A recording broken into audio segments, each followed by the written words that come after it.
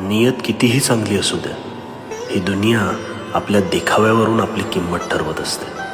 आणि आपला देखावा कितीही चांगला असू द्या, परमेश्वर आपली नियत ओळखून आपल्याला योग्य फळ देत असतो. आपलं कर्तव्य चोखपणे पार पाडणं ही सुद्धा ईश्वराचीच भक्ती आहे. कुणावरही आंधळा विश्वास नको.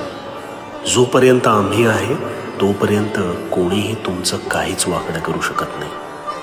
मोहापासून सावध राहिलं पाहिजे, कारण मोह हा मोक्षाच्या वाटचालीतील फार मोठी बाधा आहे. दुसऱ्याच्या ताटातले हिसकावून घेण्यात शान नाही, तर कोणालाही आपल्या ताटातले देण्यात खरे समाधान आहे.